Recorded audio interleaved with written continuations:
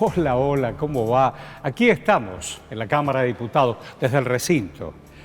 No solo para pensar juntos tiempos parlamentarios, también saber quién es quién, de cada uno y cada una. Hola, Mara, muchísimas gracias. Hola, ¿qué tal? Muchas ¿Cómo gracias. estás? Bueno, hoy será Mara Braver, diputada, hoy. Docente toda la vida. Trabajando por los derechos de los otros y otras toda la vida. Bueno, no es poco eso, ¿no? Docente es ser maestro, maestra en todo caso. Contame, porque más allá de los datos de biografía que cada uno tiene y en el derrotero de la vida, ¿quién sos vos? Bueno, vos, como bien decías, me llamo Mara. Mi primer trabajo formal, digamos, fue de ser maestra de grado en La Ferrer.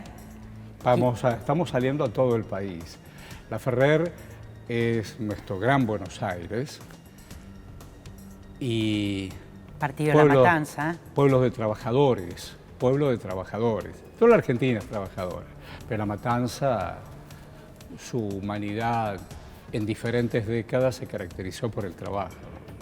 Sí, yo empecé trabajando en una escuela en La Ferrer, en el kilómetro 24,5. Primer destino. Primer destino, una escuela de chapa que tenía 3 turnos. 3 turnos porque había tantos chicos que querían estudiar y era la única escuela que había. Chicos que querían estudiar. Exactamente. Entonces, en vez de tener 4 horas, como tienen en general los chicos, 4 horas 10, 4 horas y cuarto, tenían menos horas para poder entrar 3 turnos. ¿Y qué grado te había tocado? A mí en ese momento me tocó 5º grado. Jovencitos y jovencitas que ya van perfilando en esa preadolescencia qué querer hacer después, ¿no? Sí, no había mucho... No mucho para elegir. No había mucha ilusión de futuro tampoco. Los chicos, muchos venían descalzos. Y fue una experiencia hermosa para mí. Pero fue constitutiva para vos. Sí, fue constitutiva. Imagínate que yo era una chica de una familia... ¿Cuántos años tenía? ¿Cuántos años tenía?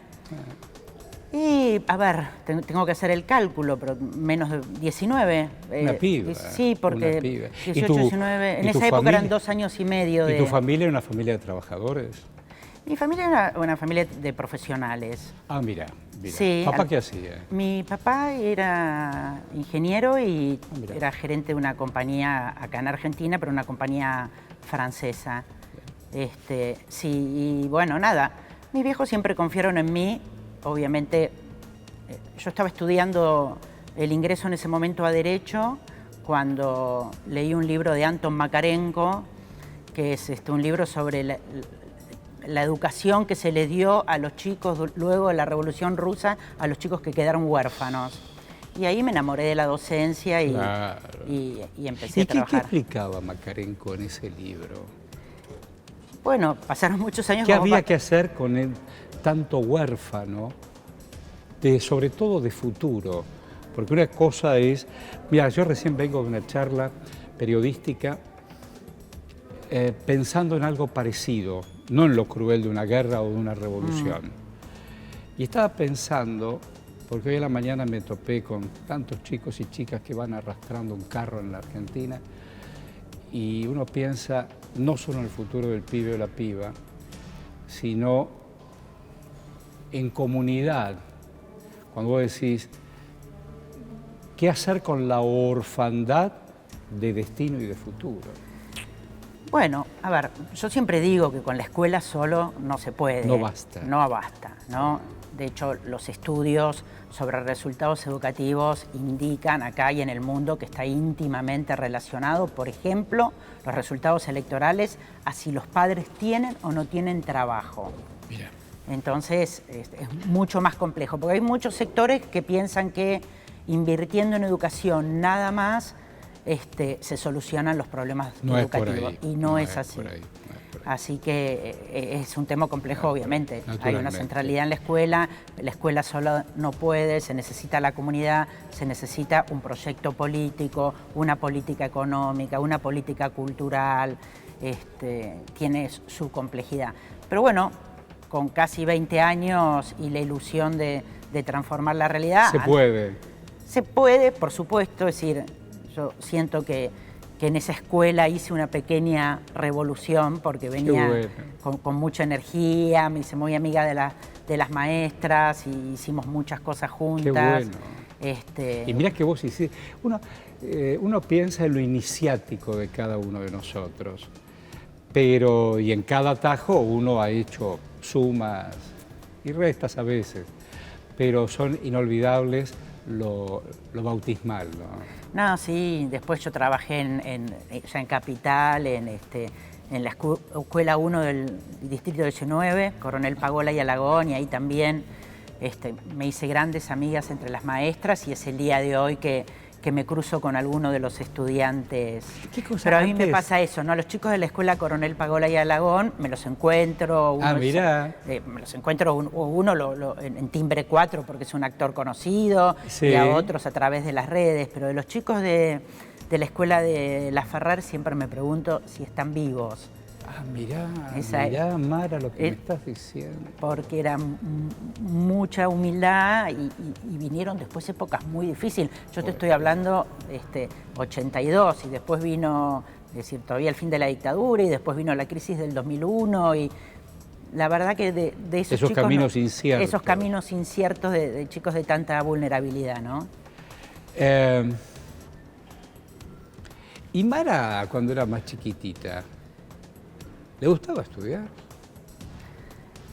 La verdad que ni me lo planteaba. Porque... Pero fue así. Sí, fue así, la verdad que ni me lo planteaba. Pero ¿sabes que me quedé pensando que papá y mamá, más allá de los oficios, en tu casa se comía? No, sí, en mi casa se comía, en mi casa... Que no es un tema menor. No es un tema menor. Yo imagínate que mi abuela, por ejemplo, de parte de mi papá, había hecho... La Braver. La Braver, Nucia Balabán de Brauer, había hecho la secundaria en Polonia. Uf. O sea, que vengo de una familia con un... Claro. Digamos que mi bisabuelo... No solamente sabían leer, sino comprender. Claro. En mi casa se leía, todo el mundo leía, íbamos al cine, mi abuela nos llevaba todo el tiempo al teatro. Claro, nosotros vivíamos en el Teatro San Martín, íbamos a ver los espectáculos de María Elena Walsh. Es decir, sí, una familia con... Yo digo, hago un salto porque vamos a ir y volver. Y un día entraste a este recinto, que no es un tema menor, y más allá de haber sido elegida, te asignaron una banca. Sí. ¿Por dónde andás vos? Por ahí, por allá. Por ahí. Sí. Y digo, cuando mirás el contexto, más allá de los ellos y ellas, o ellas, ¿qué pensás cuando estás ahí sentado? Y no, la verdad que no lo puedo creer. No Siempre me sigue pasando. Mirá que voy por mi segundo mandato y digo, no lo puedo creer. No lo puedo creer debe ser estar en este lugar. Muy grande, ¿no? Digo, sí, asumiendo responsabilidades importantes como las haces vos, por ejemplo, y tantos otros. Sí, sí, es esa, la sensación es de decir, estoy acá, qué y enorme además, responsabilidad. ¿sentís el mandato de otros tantos atrás? Es decir, yo estoy acá para que otros u otras, yo sea su voz, ¿lo sentís así? Sí, siento eso, siento que si bien yo cuento una historia de una familia que en lo económico y en lo cultural, etcétera, etcétera, no hemos tenido problemas, vengo de una familia muy golpeada por el nazismo. Claro. Entonces, claro. Yo el tema de la injusticia social, digamos, o de la injusticia, lo tuve desde muy chiquita, de que este mundo era un mundo que me daba muchísimo miedo. Claro. La verdad que si bien tuve una infancia muy linda, en tanto juego, en tanto, muy atravesada por todas esas historias. Por todas esas historias. Porque vos también sos esa historia. Pero claro, porque yo siempre digo, a ver, cuando yo nací no habían pasado ni 15 años después de la Segunda Guerra Mundial. O sea, uno podría decir, fui contemporánea, no contemporánea en el sentido de la misma época, pero 15 años no es nada. Sí, lo sé por una cuestión generacional. Claro, y de pronto, bueno, mi abuela siempre, mis abuelos, pero especialmente mi abuela paterna, porque ellos vivían en Necochea, entonces era el lugar de vacaciones, de la familia de mi papá, todos, excepto mis abuelos, por eso yo estoy viva, murieron en campo de concentración. Y nada, y era los amigos de mi abuelo, todas las historias eran súper trágicas. Claro. Y entonces yo vivía con fantasmas y miedos. Todo eso podía pasar todo el tiempo. Obviamente, entonces, claro. Entonces desde muy chica tuve esa cosa de que el mundo no me gustaba y que lo quería cambiar y... Digo, qué cosa también tu compromiso y... vos trabajaste también por los derechos humanos y seguís trabajando naturalmente, porque en esto de que no pasa inadvertido lo que ocurrió en la Argentina, esta cosa cívica militar, pero sobre todo lo militar entre 76 y 83, y además de compañeros y compañeras que ya no están más, y aún seguimos buscando y seguimos buscando niños, es incomprensible, ¿no? Incomprensible. Me lleva un pibe, es mío. ¿Cómo?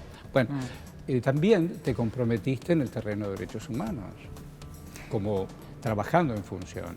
Sí, estuve, digamos, muy cerca de las madres y a las abuelas. Sí. Primero en el sentimiento, ¿no? Yo me enteré de la existencia de los desaparecidos enseguidísima. Claro. No es que mi familia tuviera participación política, qué pasaba. Pero bueno, desapareció el hermano de una compañera de la primaria. Tal cual. Y bueno, tal cual. Ese tipo de cuestiones que sucedían y nada, irresponsablemente por una compañera del profesor, digo irresponsablemente porque ahora lo leo irresponsable, junto con una compañera ya del profesorado, cuando estudiábamos para maestra, te estoy diciendo en el año 81, fuimos con un amigo más grande a una marcha de las madres, que en un acto de irresponsabilidad. Era difícil, era difícil. Digo, lo leo ahora y era muy, no, era casi imposible. Pero digamos. qué bueno que hayas estado. Sí. Qué bueno. Digo, porque, mira, yo justamente antes de llegar a nuestro encuentro me comuniqué con Busquet. ¿Y quién es Busquet? Es un periodista francés que escribió un libro que se llama Las locas de Plaza de Mayo. Volví a hacer una entrevista, ella está viviendo ahora en Francia. Y digo, y eran pocos, humildemente, éramos muy pocos quienes estábamos cerca de hombres y mujeres que buscaban y siguen buscando la verdad. Exactamente. Digo, ¿cómo se crece, y hago un paréntesis en el tema de derechos humanos, sobre todo, este recinto está lleno de intereses cruzados, de mandatos también. ¿Cómo se hace para escuchar y ser escuchado? Bueno, es que, miren, yo tengo un posgrado en resolución de conflictos. No me digas. Sí, y me dediqué durante un tiempo. Tuve un paréntesis en la política durante el menemismo, que dejé de participar, dadas las circunstancias. Entonces me dediqué mucho al tema de mediación, resolución de conflictos. Mira qué bueno eso. Y ¿Y qué te enseñan ahí? Te enseñan a negociar. A negociar, a mediar. A mediar o a negociar en forma directa. Y lo único lo primero que aprendemos es que lo único que no se negocian, porque es imposible negociar, son los valores. Qué bueno. ¿No? Porque cuando vos podés negociar si está bien, no sé, usar o no una gorra, si está bien, si tiene que haber pena de muerte o no. Ahora, los valores no son negociables. No es como lo de Groucho Marx. Si quiere, tengo otras convicciones. Claro, si uno piensa, ¿no? que el ser humano tiene el derecho a matar a otra persona, eso es un valor que puedo negociar. No se puede matar a medias. Entonces, no te puedo mentir a medias.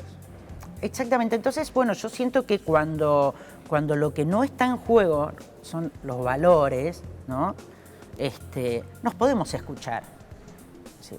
Ahora me parece que el mejor ejemplo, Milei, que es una persona que yo lo escuché decir que no hay que pagar impuestos. Entonces le preguntaron, bueno, entonces ¿cómo funcionan las escuelas? Claro. Y él dice, bueno, la gente que quiere paga para que haya escuela. Entonces el periodista le pregunta, ¿y si no alcanza la plata para que todos los chicos puedan ir a la escuela? Y no irán.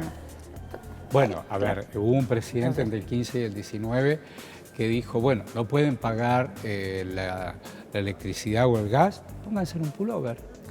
Bueno, claro, pero digamos, entonces, ¿cómo discuto? ¿Qué puedo negociar con una persona que dice que el que no puede pagar, que se joda y no estudie? Ese mismo diputado dijo, yo quiero sacarme de encima al Ministerio de Educación. ¿Cómo?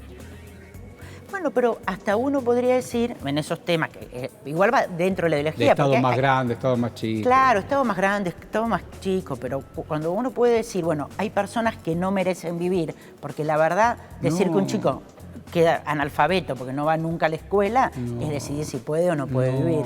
Entonces eso es un valor y ahí uno siente que es imposible escuchar y ser escuchado. Es innegociable. Entonces, bueno, estas épocas tienen mucho de esto. Por eso quizás tienen mucho de esto. Quizás se ve tan violenta la pelea política, porque cuando no quedan las palabras, por cuando se pierde la posibilidad de negociar, porque la otra persona está hablando de algo que divide aguas. Miren, voy a citar a Beatriz Arlo, que no es santo de mi devoción, pero ella dijo, la única grieta que yo no cruzo es la de los genocidas.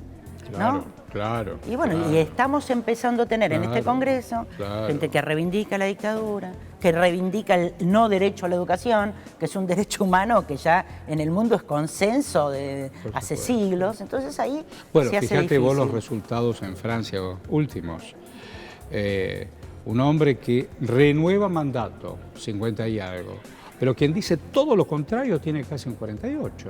Entonces decís, me olvido de esas dos figuras y pienso en una sociedad. La mitad piensa que los inmigrantes están de más, estamos en problemas. Sí, la verdad que son épocas muy difíciles porque lo que yo siento es que está tensionada es la democracia. Está tensionada, ¿no? Lo que está tensionada es la democracia, ¿no? Cuando se felicita a un policía que mata a alguien por la espalda, y no me importa cuán monstruosa puede o no ser la persona asesinada, digamos, reivindicar el asesinato por la espalda, habla de la debilidad de la democracia. Y que te haga sentar en el sillón presidencial. Y que te haga sentar en el sillón presidencial. Es fuerte. Porque hasta uno, digamos, uno puede discutir las penas. Esto pasó. Exactamente. No es una fantasía de este momento. ¿Te ves con gente de aquellos, así como te reencontrás con alumnos, con tu núcleo de compañeras o compañeros de estudio y de militancia, sos de frecuentar? Mira, justamente, mis compañeros, yo fui al Nacional Buenos Aires hasta cuarto año. Ah, mira. Y yo decidí, en cuarto año ya no aguantaba más la represión. Tanto. Y era tremendo. Década del 80. En los 70 el Buenos Aires era tremendo. No aguantaba más, no dormía de noche, Te hacía mucho daño. Me hacía mucho daño, los convencí a mis viejos que me dejen. Les dije, yo voy a entrar a la universidad igual, porque en esa época era Hacías difícil. Un añito más. Y entrabas y era muy difícil el examen de ingreso. Y me fui a terminar la secundaria en el Colegio San Martín, en Almagro.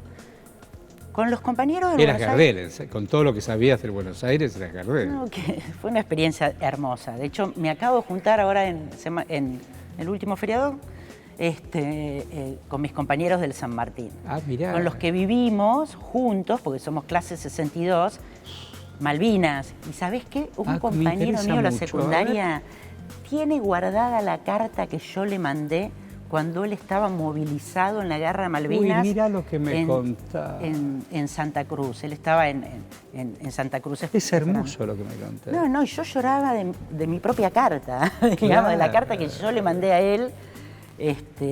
Hace 40 años. Hace 40 años. Tan lejos y tan cerca. ¿Viste cuando parece que todo está lejos y tan cerca? Todo tan lejos y tan cerca. ¿Y qué le escribías a ese muchacho que estaba me voy a poner a llorar. Bueno, no quiero que llores, no sé. Pero hablabas de él. Hablaba de lo que él hacía por todos nosotros. Exactamente, y hablaba de que había hablado con su papá y le decía que... ¿Y quién es compañero tuyo? Sí, Gustavo Paredes. ¿Y cómo lo viste ahora en el paso del tiempo? Divino. ¿Lo viste entero? No, lo vi bárbaro, muy Qué malvinero. Bueno. Yo también soy muy malvinera, pero la verdad que lo vi a todo el grupo que me encontré. ¿Entero? Sí, ¿Qué muy cosa? bien. En esto también pensábamos juntos que hay una generación, no solamente la nuestra, vemos para atrás, pero vamos para adelante, que a veces es como inmerecida la Argentina que uno imagina para adelante, porque sabemos que habrá dificultades difíciles y que no hay para todos. No, sí, realmente yo creo que generacionalmente... No hay lugar para todos. No hay lugar para todos. Generacionalmente, yo digo, somos una generación que vivimos cercana a la Segunda Guerra Mundial. después la dictadura, después la guerra de Malvinas, después la crisis económica. Yo siempre juego con mis amigos, la pandemia podría haber venido para los millennials, que la verdad que la pasaron bastante bien. Claro, y apareció la vacuna. Y apareció la vacuna, que se banquen la pandemia ellos, no nosotros. Mi papá murió hace poco, digo, a ver, y se tuvo que bancar la pandemia también. ¿El papá? Sí, bueno, y mi mamá lo mismo. ¿Era argentino el papá? Sí, mis viejos, los dos argentinos. ¿El ingeniero? El ingeniero, sí. ¿Y le decían ingeniero? Ah, por supuesto. ¿Ingeniero? ¿Viste que en esa época? ¿Ingeniero? Sí. Y vos decías, tengo un papá ingeniero. No, eso no. Mi familia siempre fue una familia tranqui, bajo perfil. Yo qué sé yo, por ejemplo, vivía en un departamento. Abajo de mi casa, a media cuadra, había un conventillo. Mi familia no era peronista para nada. Y cuando ganó Cámpora, que yo no sabía ni lo que era, había fiesta en el conventillo y le dije a mi mamá, vamos. Y mi mamá me llevó a la fiesta. Ganó Cámpora y Solano Lima, los hombres del Frente y de Pero. Y mi mamá me llevó a la fiesta al conventillo. ¿Cómo te llevaste? Es más, mi perro, ¿Cómo se llamaba el perro? Chicho. ¿Hoy Chicho? Se casó con la perra del prostíbulo de la vuelta a mi casa. Y le hicimos el casamiento. Es muy buena esa. No, mis viejos me dejaban a mí. Chicho se fue a la vuelta. Chicho se casó en el prostíbulo del barrio con la perra del dueño del prostíbulo. ¿Y era peronista? No éramos peronistas. Nadie era peronista en esa época, por lo menos de mi familia.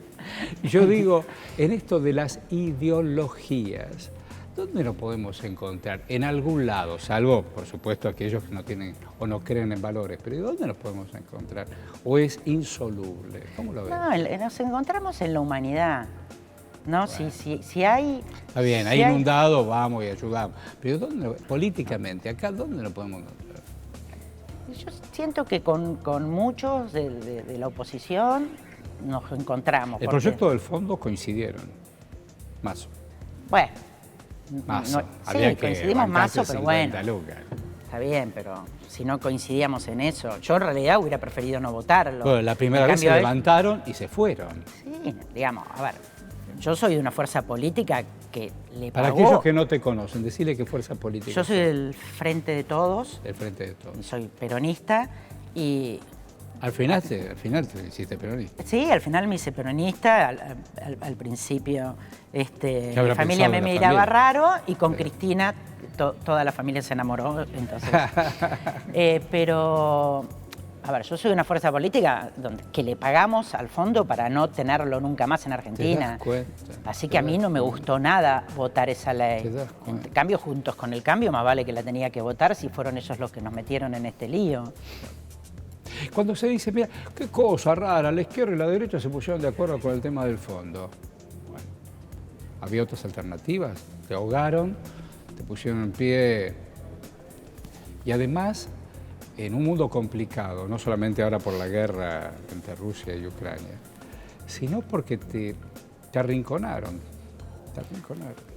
Sí, bueno, pero tenemos que entender que el mundo no es el mundo ni de nuestra infancia ni de hace 20 años. Eso ya no está más. Es decir, antes el tema... Eso ya no está más. No está más. Es decir, ya ni siquiera, digamos, Cristina lo dijo, no alcanza con que te den el bastón para tener el poder, pero no es solamente en Argentina. El presidente de Estados Unidos tiene mucho menos poder que lo que tenía un presidente de Estados Unidos hace 20 años atrás, porque el poder hoy lo tienen los grupos económicos. Pero por supuesto, se siente el presidente de una compañía multinacional, cualquiera sea el producto, y tiene más poder que el que es el ejecutivo de esa administración. Exactamente, es decir, el presidente de Estados Unidos, como parafraseando a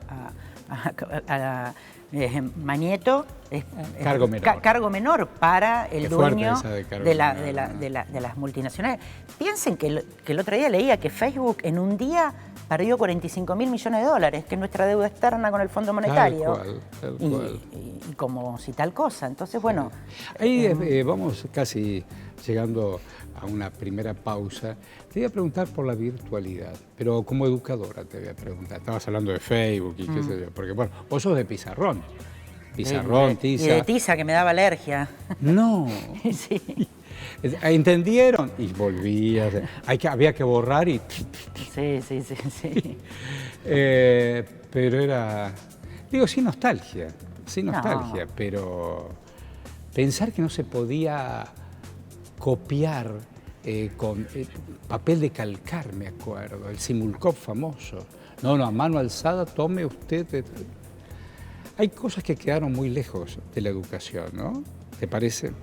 Sí, a mí, a ver, la virtualidad, el avance científico-tecnológico siempre hay que festejarlo, claro. Y aparte es imparable, así que lo que uno tiene que tener es estrategias para que todos accedan a él. Por eso la virtuosidad de Conectar Igualdad durante el gobierno de Cristina, que le daba computadoras a todos los chicos, y que el macrismo para mí fue un delito directamente que le saque las computadoras a los chicos. Porque no solo fue sacar conectividad, sino sacarle la computadora. Pero por supuesto, es decir, a ver, a cualquiera le preguntás, todos luchamos siempre por luchar contra el analfabetismo. Nadie lo discute, ¿no? Sí. Bueno, sacarle las computadoras a los chicos de los sectores populares es convertirlos en analfabetos en el siglo XXI. Porque hoy día un chico que no maneja una computadora es un analfabeto digital y no puede hacer nada. Claro. Bueno, te lo dice, hoy es diputado, docente siempre. Antes decía la señorita. La señorita, decía. Bueno, la señorita Braver, diputada, desde el recinto. Pequeñísima pausa, ya volvemos. Claro.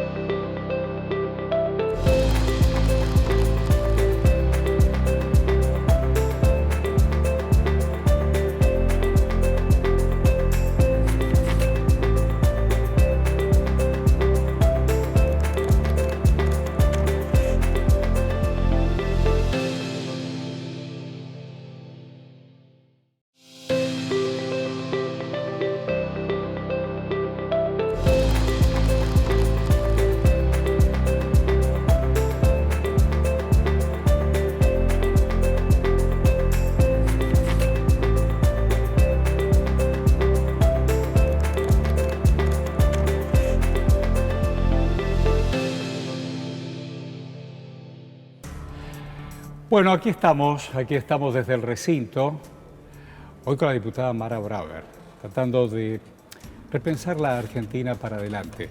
En este espacio, ustedes saben que diputados, ¿qué cosa la ley, no? Se piensa en leyes, en historias mejores para poder convivir, qué sé yo. Acá no puede haber individualismo, pero se piensa en comunidad. La comunidad que es, en estos casos, la sociedad, y es la Argentina. Todo el tiempo tenemos que estar pensando en el otro, si no es imposible. Sí, a mí una de las cosas que me gusta mucho estar acá es porque las leyes son fundamentales para la vida de las personas. Es esencial. Las leyes son ordenadoras, las leyes por supuesto tienen ideología y nos dan el marco en el cual nosotros podemos actuar, ¿no? Y para mí eso es fundamental, ¿no? Conocer y respetar las leyes. Y lo de conocer es lo más importante de todo porque es lo que te hace entender la lógica de lo que hay atrás, ¿no? De nuevo, te hace entender la lógica de lo que hay detrás. Claro, yo por ejemplo soy autora de la Ley de Convivencia Escolar. Contame, ¿qué es eso? Bueno, es la ley que justamente da las normas generales para la convivencia escolar. Entonces esa ley dice, por ejemplo, que en todas las escuelas de todos los niveles educativos tienen que haber ámbitos u órganos de participación. Entonces en el nivel inicial, por ejemplo, el rinconcito para contar lo que nos pasa.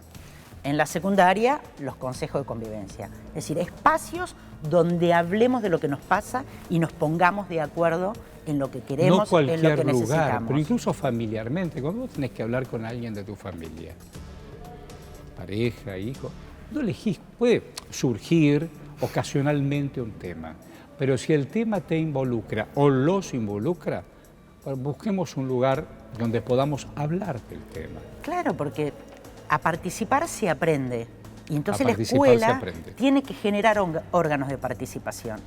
Y otra de las cosas que dice la ley es que toda escuela tiene que elaborar su propio reglamento de convivencia. Y es ahí lo que yo te decía. Cuando los chicos hacen sus propias reglas, no las leyes, es decir, no es que los chicos discuten si puedo insultar a la maestra, no. Las leyes hay que respetarlas. pero sí sus propias reglas. Por ejemplo, ¿podemos usar o no el celular en el aula? Todo un debate. Totalmente. Entender por qué sí, por qué no, cuándo sí, cuándo no. ¿Por qué los que dicen que no y los que dicen que sí dicen que sí? Ah, cómo me encantó. Entonces ahí se aprende a hacer reglas, y en el aprendizaje a hacer reglas se aprende a interpretarlas y a cumplirlas. Porque sí, porque no. Cuando sí y cuando no. Acá hay reglas, ¿no? Cuando habla uno no tiene que hablar el otro, ¿no? Claro. No es habitual eso. No, a veces no las cumplimos, por supuesto. Digo, el tema de las reglas, ese es un proyecto tuyo el que hablas de... Sí, que está sancionado. ¿Y está sancionado? Sí, se aplica. Es más, voy a decir algo, en la Ciudad de Buenos Aires, en primaria, se aplica muy bien, para dar un ejemplo de una jurisdicción que no... Y saben perfectamente que no eras del palo, mirá vos. Bueno, la pandemia, digo, y ahora le pregunto no a la diputada, sino a la docente, los chicos guardados fue muy difícil, más allá de la conectividad y la computación. Tremendo.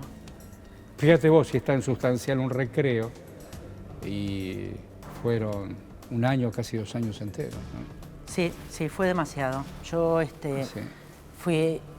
entendí, por supuesto, el tema de la salud. Naturalmente. Pero como educadora siempre presioné, no para no respetar lo que decían lo de salud, pero siempre hay tensiones, ¿no? Entre valores a proteger. Bueno, como educadora yo sentí que mi rol siempre tenía que ser tensionar para que...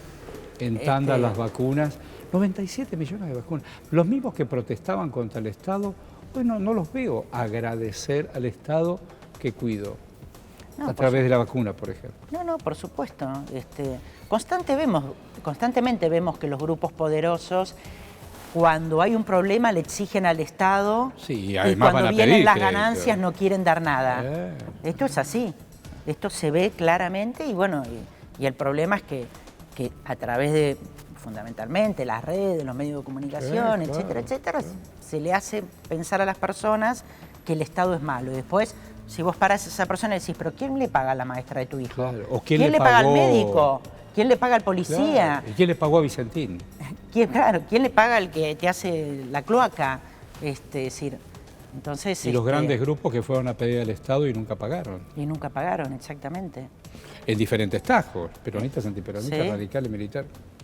Entonces, en esto de explicarle al que patalea, porque ya vivimos el que se vayan todos, ¿no?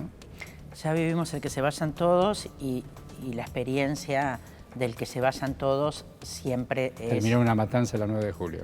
No solo una matanza la 9 de julio, sino los trabajadores, los sectores populares, solos, a la mano de Dios, a la mano del mercado, a la mano... Y después ahí vienen, cuando es eso, es decir, ¿no? Vas al hospital y no hay medicamentos, no hay vacunas, vuelve en sarampión. En un momento determinado el Ministerio de Salud fue Secretaría. Fue Secretaría. Que son los mismos que decían, quiero vacuna. Pero no pusiste vos como ministerio, no pusiste Secretaría. No desabasteciste, no desindustrializaste. Claro, no sacaste vacunas. Entonces, por eso yo creo que... Dejaste vencer vacunas. Dejaste vencer vacunas. Por eso yo creo que la misión de los militantes es como de los que evangelizan, digamos, ¿no? Andar... Misioneros, tal cual. Misionar. Hay que militar, misionar, dar testimonio. Totalmente. Andar, estar explicando. Claro, uno a veces siente... Es decir, yo hablo con 5 y un tuit habla con 1.000.000. Pero las madres y nuestras familias y la humanidad nos han enseñado que la única lucha que se pierde es la que se abandona. Y aparte, yo te digo la verdad, si a mí me dijeran, alguien que lee el futuro, que igual vamos a perder, yo igual seguiría haciendo lo que estoy haciendo, yo también. Porque hay que honrar la vida, porque para algo estamos en esta vida y cada cual... es eso, ¿no? Qué cosa la Eladia Blasquez, que lo hizo hasta himno. Tal cual, honrar la vida. Tenemos que honrar la vida. Hay en la canción esa, debes amar la hora de los intentos, debes amar la hora que nunca brilla, si no, no pretendas alcanzar lo cierto. Sí, es así. Me encantó, eso ya no la conocía. Sí, después te la canto fuera de cámara entera, te vas a acordar porque es una canción muy conocida. Decime, ¿te enamoraste en la vida? Sí, me enamoré. ¿Te fue bien? Sí, me fue bien. Sí, he tenido varios amores. Porque Sí, claro, pero siempre fueron buenos. Sí.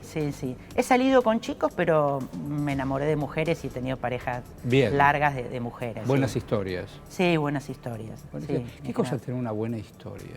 Sí. Más allá de que a veces las cosas se quedan a mitad de camino, ¿no? Sí. Bueno, yo con una de mis parejas más importantes, ahora estamos juntas criando 2 niños adoptados. Uy, qué bueno así eso, que Mara. yo siempre digo, hay gente que tiene hijos de casados, nosotros tenemos hijos de separadas. Te felicito mucho. Sí. El otro día los traje al recinto, los chicos. Contámelo. Bueno, ¿De quién estamos hablando? ¿Quién es tu pareja? No es mi pareja. Por eso te digo, de divorciadas. De divorciadas. Estamos criando chicos. Mirá vos. Ella siempre quiso tener hijos, siempre. Siempre. Cuando éramos novias, haciéndolo biológicamente, por inseminación, porque éramos más jóvenes. Claro. Y bueno, ya de grande, y bueno, cuando después ya no podía tener, porque por la edad, se anotó para adoptar y hace 3 años la llamaron para 2 hermanitos. Qué bueno. Y yo, que en su momento, cuando era pareja, le dije que le iba a acompañar, ahora también, y así que re felices. Gran historia. Sí, re felices. ¿Y los chicos cuántos años tienen? Ahora 8 y 9. En el momento de la opción, 5 y 6. ¿Y los trajiste al recinto? Sí, los traje al recinto. Y deben estar también muy contentos y orgullosos que todo lo que pasa. Sí. Mejoran. ¿Puedo decir una mala palabra? Pero por supuesto. ¿Viste cómo son los chicos? chicos? Yo no sé lo que es buena y mala palabra a esta altura. En realidad no es una mala palabra. Se usa como mala palabra. Hambre es una mala palabra. Hambre es mucho más difícil que putear. Ni siquiera es una mala palabra porque hay muchas personas que consideran Rosa decía que es un trabajo, ¿no? Pero claro, los chicos diputadas, cuando conocieron la palabra diputada, un día me dicen, diputada, la de la palabra secreta, la palabra escondida. Mirá. Yo como diputada, la palabra escondida. Mirá. Diputada. Lindo, lindo. Decime, los pibes nos salvan, ¿no? Los chicos nos salvan. Sí, nos salvan. Te estaba imaginando esa piba de 19, 20, mirando por primera vez a los pibitos de la Ferrer. Cuando entraste al aula tremendo. Y los viste. Sí, bueno, esto recién empieza. Los tuve que ir a buscar a muchos. Yo tenía la lista y, no sé, ponele 25 pibes y yo veía 10, 15. ¿Y dónde están los otros 10? Y bueno, me dicen, las madres no las traen, pero en la época de los milicos hay que poner que están presentes porque si no nos sacan no sé qué cosa. Yo dije, no, y lo fui a buscar. ¿Y lo fuiste a buscar? Lo fui a buscar, sí, lo fui a buscar. ¿Y con qué? Bueno, tu convicción, pero ¿qué les decías? Vení. Y eso, vení, les decía que yo lo único que querían es que se esfuercen, que yo los iba a ayudar, y sí. ¿Qué cosa cuando el otro está no solo no convencido, sino está débil por alguna razón, que alguien te acompañe, te sostenga? Mano, abrazo. Sí, porque eran familias muy vulnerables. Yo me acuerdo que hay una mamá que no quería que la hija vaya a la escuela, pero era porque ¿Para qué te iba a decir? ¿Para qué? No, pero ella vivía en una situación tan de marginalidad, personas desnutridas. A veces la gente no entiende y dice, es una señora irresponsable. La señora no podía con su alma. ¿Cuántos fulanos y fulanas de diferentes espacios han dicho, ¿te das cuenta? ¿Tienen hijos para cobrar el plan? ¿Qué estás diciendo? Hay gente que no puede con su vida, que además tiene el amor de poder traer vida. Claro. Esto es lo que a veces, si yo, señor Grande, a veces trato de comprender, y esto que decía, hay gente que no, más allá que está convencida de lo antihumano todo el tiempo. El otro día estaba viendo una marcha con la banderita y qué sé yo, y se arreglen como puedan. ¿Cómo? Claro. ¿Cómo que se arreglen como puedan? ¿Cómo que se arreglen como puedan? Qué bueno, me quedé enganchado con lo último que me contaste. Decime, ¿y dónde crees que estamos parados? No solo como país, sino legislativamente estamos en un momento donde recién se empiezan a conformar comisiones. ¿Te gusta alguna parte de la de educación y ciencia? Sí, me gusta penal. Ah, ¿te gusta penal? Sí, porque yo considero que el sistema penal es el sistema que tiene el poder para hacer control social sobre los más vulnerables. Ah, mirá. Además de protegernos, por supuesto. Eso. A ver, explícamelo. A ver, las cárceles están llenas de pobres. Todas, ¿no? todas. Los otros están en los Panama Papers. Los otros están en los Panama Papers. ¿No? Un fugador fugó más plata que si sumamos lo que sale, lo que robaron todos los que están en el penal de Ezeiza. Total, y eso no significa que, total, y enganchas un que tipo no debería como el haber PSOE cárceles. Porque está, y es mediático, pero el sistema penal es el sistema que históricamente el poder tuvo como control social. Entonces la justeza de las leyes penales a mí me interesa mucho. Mucho. Sí. ¿Aprendiste cosas nuevas aquí en la Cámara?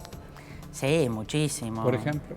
Y bueno, hablar mejor, por ejemplo. No. Sí, tanto hablar.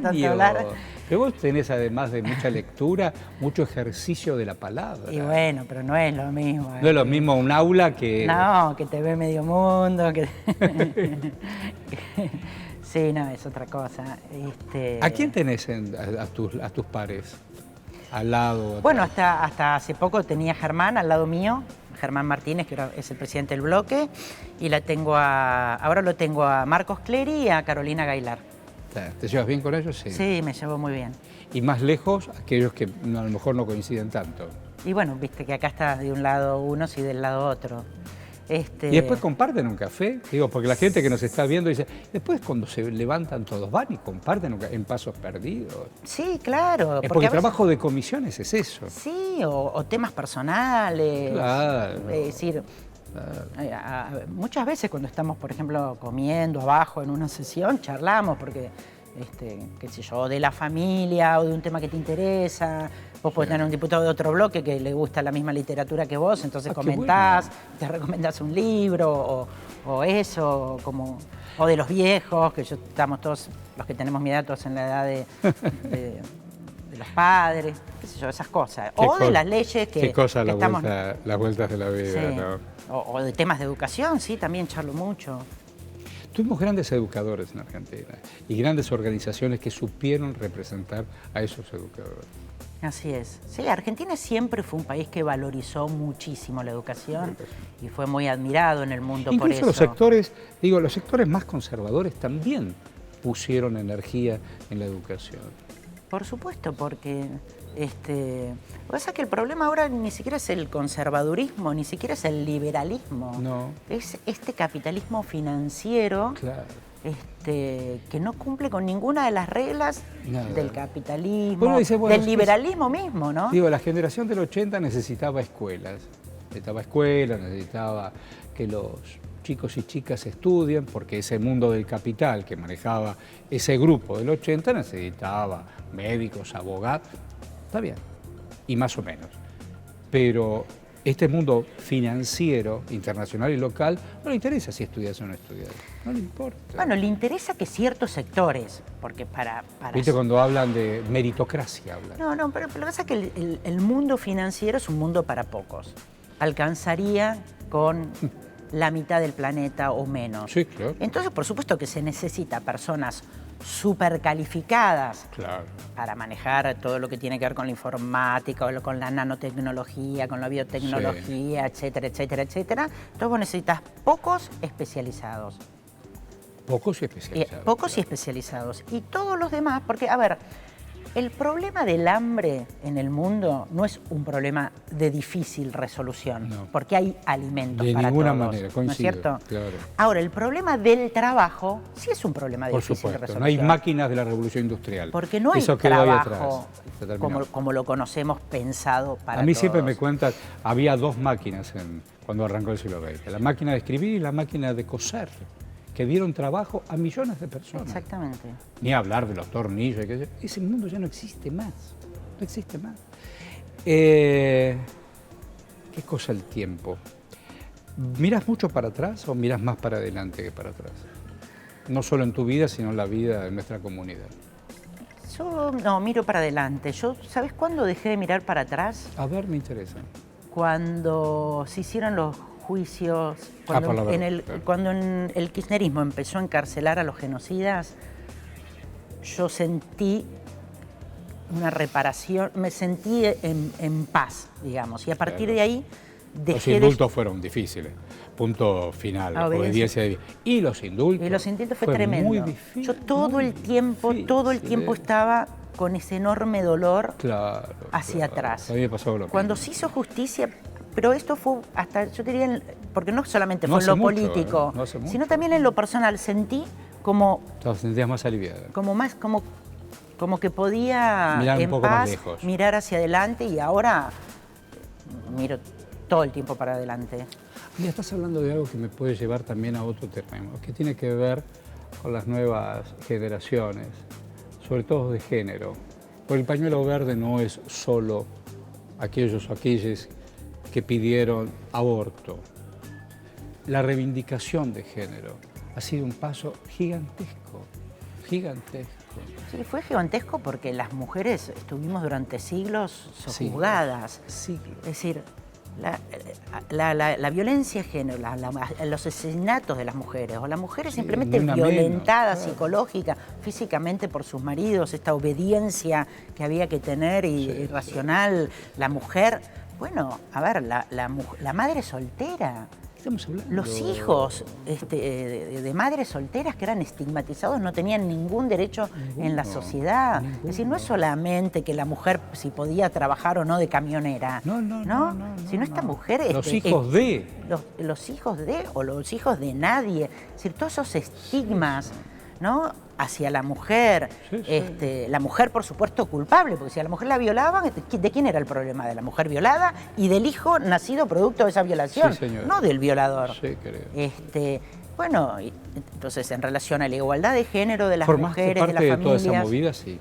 Sí, por supuesto. Y después, obviamente, el respeto por la diversidad. Enorme. Tantas personas que fueron asesinadas o que perdieron su vida en el sentido de dignificarla, de vivirla, por amar a alguien del mismo sexo. No por matar a otro, sino por amarla. Por amar. Leí el otro día el libro que escribió Josefina Fernández sobre Loana Berkins, ¿no? Y Loana Berkins, cuando tenía 10 años, soñaba con tomar su comunión vestida de blanco. Y la llevaron a estar en las rutas trabajando en la prostitución. Y su sueño era, es decir, desde la moral, desde la religión, a una persona que lo único que soñaba era tomar la comunión vestida de blanco, la llevaron a la ruta. Entonces, el feminismo y esa lucha realmente es una lucha que a mí me enorgullece muchísimo en el 99% de la lucha. Y ahí hay que haber una aclaración.